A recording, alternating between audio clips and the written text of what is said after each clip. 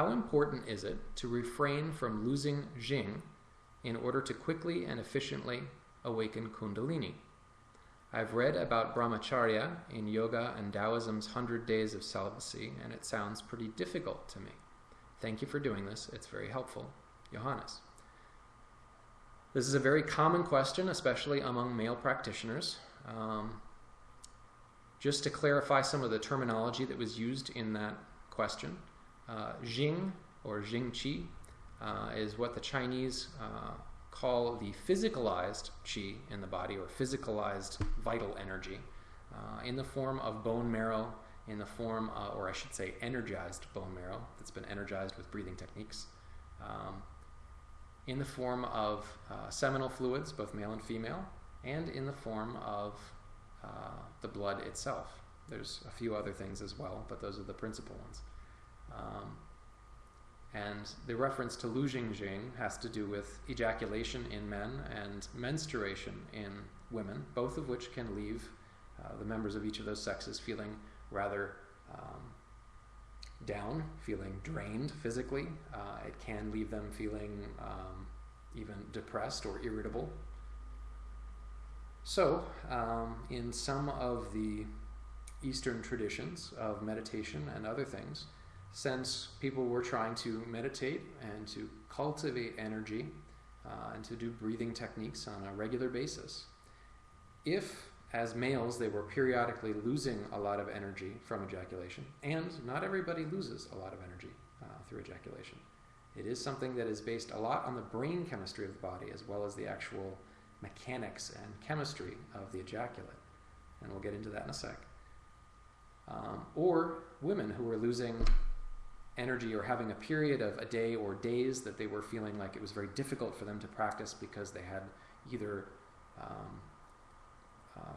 amenorrhea or dysmenorrhea, meaning any sort of pain or irregularity from their menstrual cycle, or simply just having a feeling of depressed vitality from the actual blood loss. So, to answer the question, one more term let's discuss here, which is brahmacharya. Brahmacharya, which is part of Johannes's question here. Brahmacharya refers, in some traditions, to complete abstinence from sexuality and even from sexual thoughts. In other religious and cultural traditions, it refers simply to the not losing any seminal energy, basically. So it doesn't mean necessarily stopping sexuality, it just means not losing energy from ejaculation or from menstruation in the female case. So this is a very common question among people who have read about Tantrism or read about Taoism. And a lot of men get really, really hung up on this question, unnecessarily so. The simplest answer to this question is that if you really pay attention to what happens to you personally, as a male when you ejaculate, or as a female when you have your menstrual period and you have some degree of blood loss, if you pay attention to what happens during the process, immediately following the process, and in the few days that follow the process, you will have a very good answer for yourself as to how that particular thing will affect you biologically, emotionally, chemically, and in turn, that will give you a very good indication as to how much it is affecting you energetically in terms of doing breathing practices, sexual tantra, doing cultivation to increase the chi in the body or the prana in the body so that you can then do Kundalini awakening practices, etc. It's really pretty simple. If you feel depressed or intensely sleepy afterwards, either immediately afterwards or a day or two following, if you feel weak, if you feel spaced out, like it's hard for you to focus and get anything done, if you feel a loss in motivation, then obviously it is affecting the coherence of your meditation as well. One of the reasons that there are these cautions not to lose a lot of this particular form of energy, which is both chemical and energetic, is that, well, there's two things taking place. The first is that upon ejaculation, most men have a release of the hormone called prolactin in the brain. It's the same hormone in females that, when it's present in large quantities, causes postpartum depression. Prolactin, which is one of two chemicals also that causes women to lactate, but when it's present in too large of a quantity, in males or females, whether it's because you just ejaculated and your brain just released a whole bunch of prolactin in your brain, or because you're menstruating in some cases, or because you've eaten certain foods, or simply because you've just given birth, prolactin reduces the serotonin in the brain. It reduces the body's, or the brain's ability, to release serotonin, to produce serotonin, releases the amount of serotonin that is currently available. Prolactin basically makes you go. There are ways to inhibit prolactin release, both dietary methods or herbal methods, also physical methods, things that you can do to change the effects of the ejaculatory reflex, in men. So that's one answer to this. The other aspect of this feeling of depression or energy loss or lack of focus is that ejaculate and menstrual fluid, the menstrual material, is pretty powerfully packed with nutrients. And since we cyclically, as men and women, have to replace these things once we've gotten rid of them, once they've left our body, a lot of our food nutrients go into manufacturing more of that, whether it's menstrual fluid and the lining of the uterus in the female, or the actual sperm in the male. Those compounds are many of the same building blocks that are used to make brain matter, to make nerves, and to build all the other hormones that are used in the body. When you are young, a young man or a young woman, in most cases, in the male case, you're not going to have as much of a pronounced depletion of nutritional building blocks as you might as an older individual who doesn't have as efficient of a body anymore. That can be changed through the proper exercise and nutrition as you age, so it's not a foregone conclusion. But the same omega-3 fatty acids that make brain matter, fish oil in essence, is also used to make part of the compounds in ejaculate. These same amino acids and polypeptides, hormonal compounds, all of those that are used to make brain matter are also used to make ejaculate and menstrual fluid.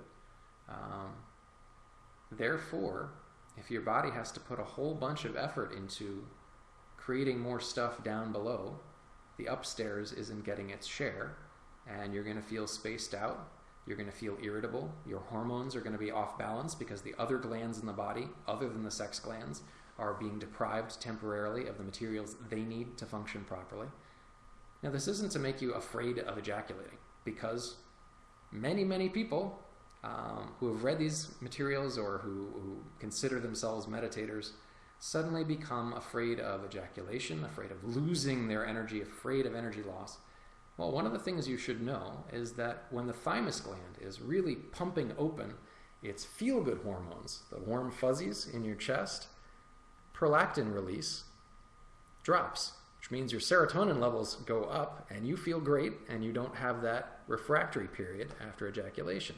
Similarly, when the thymus gland is wide open and a woman is menstruating, she doesn't feel as down or irritable or snappish, and she feels more balanced. So there's things that you can do to keep the thymus gland open, pumping, and moving hormones. If you are really feeling loving or in love with your partner at the moment of ejaculation as a male, there is less of a prolactin release. Now, that doesn't mean that women who are watching this video should instantly judge their partners if they are still falling asleep at ejaculation or after ejaculation, because it's not the same effect in every man. The prolactin release in some men is very, very strong and has to be trained on multiple levels to actually get that prolactin release to decrease so that they don't get that sleepiness. They don't get that disconnection from the female upon ejaculation. In any case,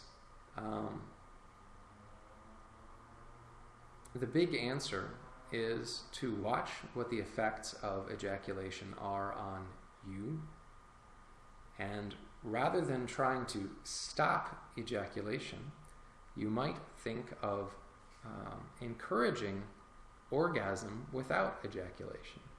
Meaning that a lot of people have read, unfortunately, even in Michael Wynn's own opinion, Michael Wynn and Mantak Chia co-wrote Mantak Chia's first book in the West. And it's from that one book on cultivating male sexual energy that a lot of people have started to improperly use what's called the $1 million point technique, which is a stopping technique that actually physically blocks ejaculation using a pressure point on the perineum. If it's improperly used, and most people unfortunately do improperly use it and don't know what to do afterwards to correct that, it causes a whole host of imbalances in the body. And those imbalances get worse and worse each time that it's used, unless it's turned around and corrected.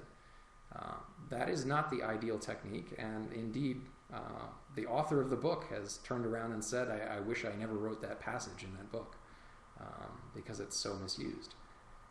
It's important to know that for males and females, the ejaculatory contractions and the actual sensation of orgasm itself are two separate things that frequently happen at the same time, but not always.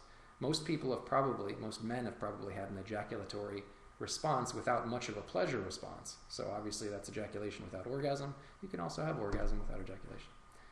Anyway, we're getting into a whole bunch of stuff that doesn't have that much to do directly with Kundalini, but this is something that people ask about constantly, so I figure I'd put it on this and put it up on the blog in public so that people can read it. You don't have to refrain entirely from sexuality to arouse Kundalini. As a matter of fact, many people arouse Kundalini for the first time while being sexually active. In some cases, especially if they're young, it may happen after one or more ejaculatory orgasms, when they're still making love or while they're relaxing afterwards. So it is a bit of a myth. The more sexual energy that is built without being lost, the easier it is to get Kundalini moving in the lower parts of the body. Doesn't necessarily mean that you're going to complete the movement and the circuit of Kundalini through the body. On the other hand, somebody who has already got adrenal fatigue, if they ejaculate, they're going to feel that much worse. And there's whole systems of exercises and mental awarenesses and everything else that can be used to bring both the adrenals and the kidneys and the sexual chemistry, sexual awareness, and sexual energy back into balance so that that's not the case. Mostly, if somebody's a really uptight meditator who's constantly trying to bring the energy up but isn't relaxing the energy back down after practice every day or even during practice, it's not such a good idea for them to ejaculate because they're probably already in adrenal fatigue. Ideally, to bring us back to Kundalini, you want Kundalini energy when you're first working with Kundalini. First, you're trying to get it to open up out of the lower parts of the body. Then it starts to move upwards and in some cases outwards. And we had a question last week from somebody who wanted to know, they were feeling it on the outsides of their body in their peripheral nervous system. And for that person, they need to bring their awareness, their kinesthetic touch awareness, more deeply into the core of the body to start bringing it up through the vagus nerves and to some degree through the spinal nerves as well. When you're working with Kundalini, with these electrical surges that feel like huge jolts of lightning or like almost like molten magma, but not hot, kind of like a lava lamp, full of sparkly living energy that is more intense than the feeling of just prana or chi. Once you're working with those, you want that to go up the central channel at first. Eventually, you'll also be bringing it down the central channel, and it'll be going in both directions simultaneously. Eventually, after that, it unfolds in all directions through the body, and you have a multi-dimensional experience of it. But when you're first moving it, you want Kundalini going up through the center of the body. That means just the very central, elevator shaft, so to speak. The rest of the body, you want to be sinking and relaxing the sensations, lengthening the muscles downward off the bones as if they've been cooked in a good stew, cooling the rest of the body down, feeling everything relax, feel all the muscles relax, the muscles of the face, get all of that tension sinking back towards the ground, even while the very core of you is excited and is perhaps in blissful ecstasy from all of these electrical stimulation or electrical sensations moving upwards. You don't want to bring the energy up everywhere in the body. It doesn't help anything. The systems that do that are using a blunt instrument to try to get the energy in the core to move. They get everything moving upwards, which ultimately can be very unhealthy if it's repeated over and over and over again. Because in both the Chinese model and the Ayurvedic model and the Tibetan model, the Greek model, you want a balance of energies moving downwards, upwards, outwards, inwards, and distributively through the whole body. For those of you who are looking at this from a Western scientific model, simply look at those energy metaphors as metaphors describing the actual feelings, the subtle tingles, the experiences within the body.